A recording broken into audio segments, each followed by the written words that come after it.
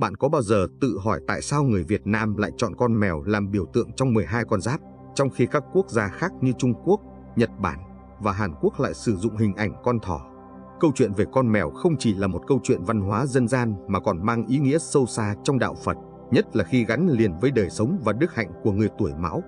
Con mèo có mặt không chỉ ở những câu chuyện dân gian, mà trong triết lý của Phật giáo, nó là biểu tượng để chúng ta nhìn nhận lại chính mình, sống có chánh niệm, bình an và thanh tịnh. Hãy cùng tìm hiểu về câu chuyện hình tượng con mèo từ góc nhìn Phật giáo, một biểu tượng không chỉ gần gũi mà còn mang ý nghĩa vô cùng sâu sắc. Nếu thấy chủ đề này thú vị, đừng quên like và chia sẻ suy nghĩ của bạn ở phần bình luận nhé. Sự gắn kết văn hóa của hình tượng con mèo với người Việt. Tại sao người Việt Nam lại dùng con mèo làm biểu tượng cho năm Mão? Nếu nhìn thoáng qua, nhiều người nghĩ đây chỉ là vấn đề ngôn ngữ, vì trong tiếng Hán, âm của chữ thỏ là Mão, còn tiếng Việt thì nghe giống như mèo. Nhưng sâu xa hơn, điều này gắn liền với những yếu tố văn hóa và tập quán của người Việt Nam, đặc biệt là người nông dân. Trong đời sống nông nghiệp, con mèo có vai trò quan trọng trong việc bắt chuột, một vấn đề lớn đối với người làm nông. Người nông dân quý trọng con mèo vì nó giúp bảo vệ mùa màng, giữ gìn hạt thóc trong kho và giữ an toàn cho gia sản. Nếu chuột phá phách, nhà kho không còn thóc gạo, đời sống sẽ khó khăn hơn rất nhiều. Do đó, con mèo được xem như một người bạn thân thiết và gần gũi trong nhà, đóng vai trò quan trọng trong cuộc sống của người dân quê. Việc dùng con mèo thay vì con thỏ có lẽ cũng từ tâm niệm này mà ra. Con mèo trong Phật giáo ý nghĩa về đạo đức và tâm linh. Trong Phật giáo, mỗi sự vật, hiện tượng trong đời sống đều là hình ảnh biểu trưng cho những giá trị đạo đức nhất định. Con mèo cũng không ngoại lệ. Một câu chuyện được nhắc đến trong kinh điển Phật giáo kể về cách nhìn của Đức Phật đối với hành vi của con mèo khi bắt chuột. Câu chuyện con mèo và bài học quán tưởng niệm thân. Một hôm, Đức Phật hỏi các thầy tỳ kheo: các thầy có thấy con mèo ở đống rác đang rình bắt chuột không? Đức Phật quan sát, con mèo kiên nhẫn ngồi chờ, chăm chú rình mồi, và khi có cơ hội, nó liền vồ lấy con chuột. Sau đó, mèo ta không cẩn thận, nuốt chửng con chuột mà không nhai, và chẳng may, con chuột đã cắn lại trong ruột mèo, gây tổn thương lớn và khiến nó đau đớn. Từ câu chuyện đó, Đức Phật dạy rằng chúng ta phải biết cẩn thận trong việc tiêu thụ và hấp thụ những điều từ bên ngoài vào tâm hồn mình, cũng như con mèo cần phải cẩn trọng khi ăn con chuột. Bài học này còn rộng hơn khi đề cập đến việc quán tưởng niệm thân. Đức Phật khuyên rằng người tu hành cần phải quán tưởng về thân thể mình như một cách để thực hành chánh niệm, không để thân tâm bị cuốn vào những phiền não hoặc vọng tưởng. Qua hình ảnh con mèo bắt chuột, Đức Phật khuyên các tỳ kheo và người Phật tử phải biết tập trung vào bổn phận của mình, cũng như con mèo cần tập trung vào nhiệm vụ chính của nó là bắt chuột. Khi chúng ta sống trong chánh niệm, giữ tâm trong sạch, chúng ta tránh được những hậu quả đau đớn như câu chuyện của con mèo và con chuột. Vậy theo bạn, bài học này có ý nghĩa gì trong cuộc sống của mình? Hãy chia sẻ suy nghĩ của bạn dưới phần bình luận nhé! Ý nghĩa quán tưởng niệm thân trong đời sống hàng ngày. Quán tưởng niệm thân không chỉ là quan sát bản thân từ bên ngoài, mà còn là nhận thức sâu sắc về bản chất vô thường của cuộc sống và thân thể. Nhìn thân như một chiếc thuyền tạm bợ, có đó rồi sẽ mất đó. Nhờ vậy chúng ta biết sử dụng nó để làm việc tốt, hành thiện, giúp đời.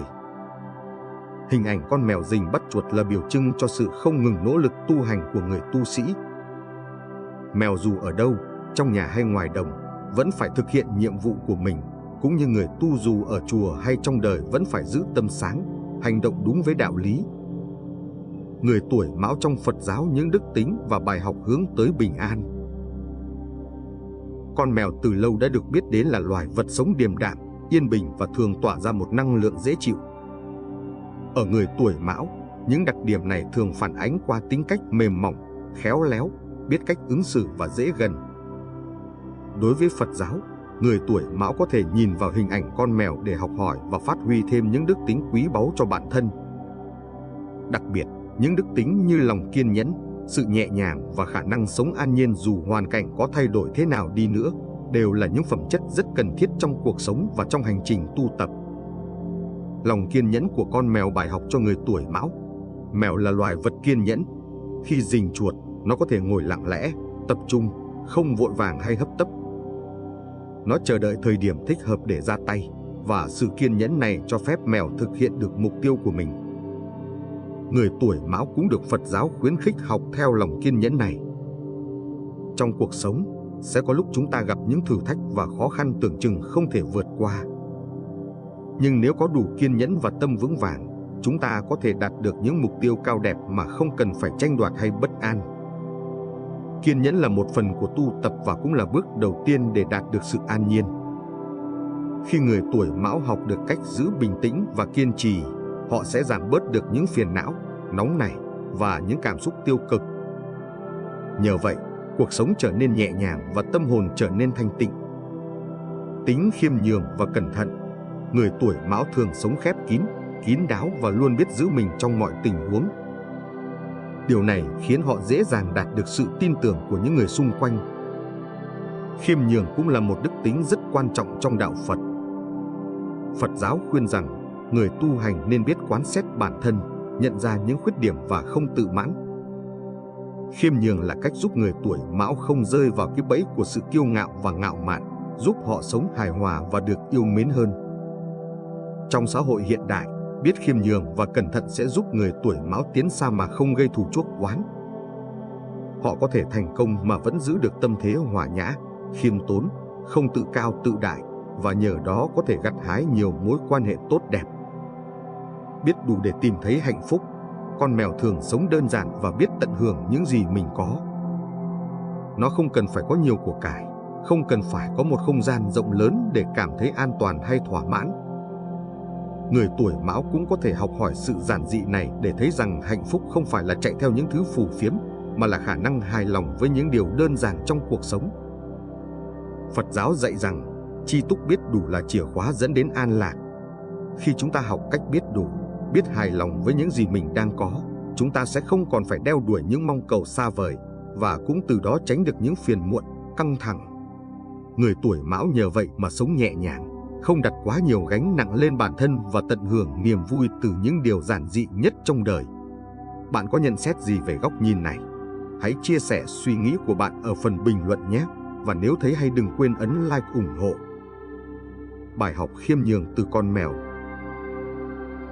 Sự khiêm nhường là một trong những phẩm chất đáng quý của người tuổi Mão mà Phật giáo cũng đặc biệt đề cao. Nhìn vào con mèo, chúng ta sẽ thấy được hình ảnh của sự khiêm tốn và nhẫn nhịn. Dù là loài có khả năng bắt chuột rất tốt, mèo không phô trương về điều đó. Mỗi khi bắt chuột, mèo thường rón rén, âm thầm và không gây ồn ào. Đó cũng là cách mà người tuổi Mão nên học hỏi trong cuộc sống. Sự khiêm nhường và đức hạnh của người tuổi Mão. Đức Phật từng dạy rằng, chiến thắng mình còn khó hơn chiến thắng kẻ khác. Ý nói rằng sự kiêu căng và tự cao thường là kẻ thù lớn nhất của mỗi người. Con mèo tuy có khả năng bắt chuột rất giỏi nhưng không bao giờ tỏ vẻ. Đây là một hình mẫu cho người tuổi Mão, dù giỏi giang, tài năng đến đâu, khiêm nhường luôn là đức tính hàng đầu. Người biết khiêm tốn sẽ luôn có chỗ đứng bền vững trong lòng người khác, bởi họ biết cách giữ bản thân, không phô trương, không khoe khoang. Khiêm nhường cũng là yếu tố quan trọng để tạo dựng một cuộc sống bình yên và tránh xa được những phiền não do mâu thuẫn, ganh đua. Khi người tuổi Mão học được sự nhẫn nhịn và nhường nhịn, họ sẽ dễ dàng hơn trong việc xây dựng mối quan hệ tốt đẹp với những người xung quanh. Sống một cách khiêm nhường cũng giúp họ đạt được niềm vui và sự an lành trong tâm hồn, không bị cuốn vào vòng xoáy cạnh tranh và hơn thua. Chuyện về con mèo và con chuột. Đức Phật đã từng kể một câu chuyện về con mèo và con chuột để nhấn mạnh sự khiêm nhường và nhẫn nhịn.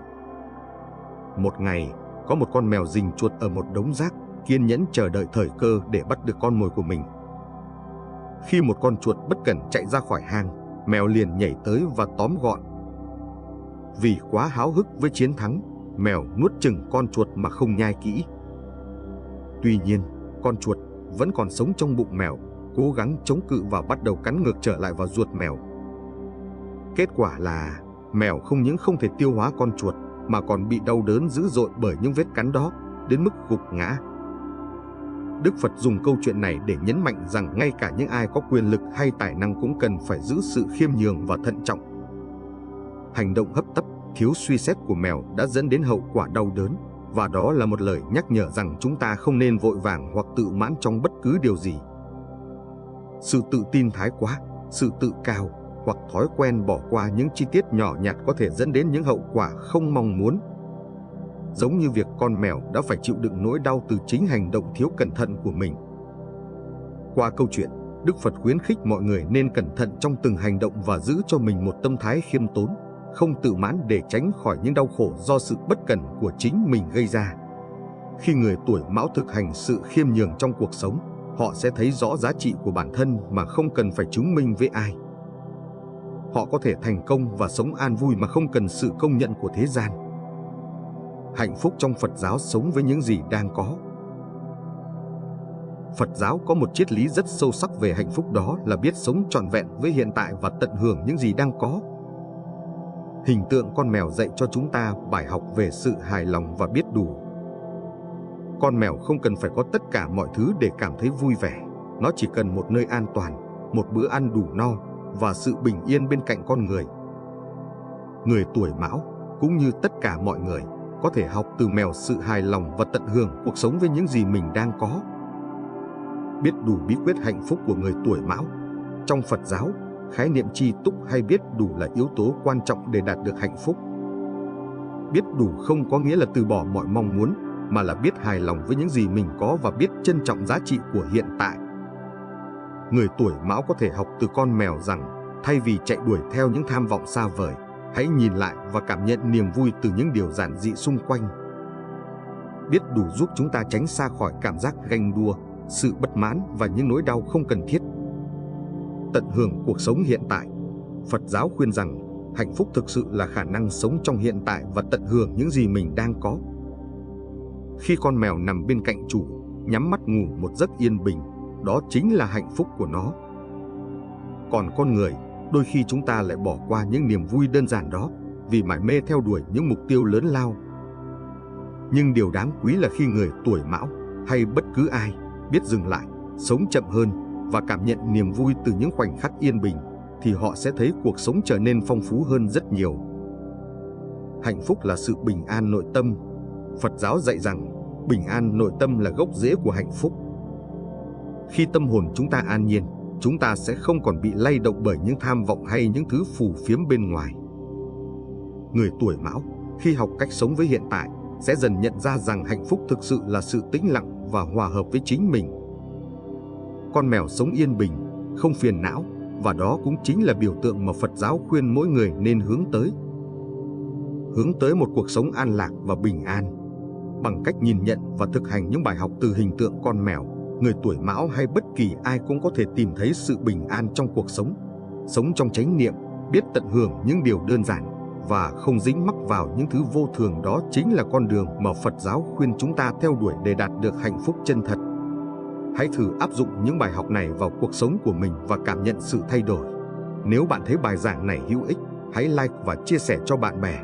Đồng thời đừng ngần ngại để lại nhận xét của mình về chủ đề này nhé. Cảm ơn bạn đã xem đến cuối video. Chúc bạn một cuộc sống bình an và hạnh phúc.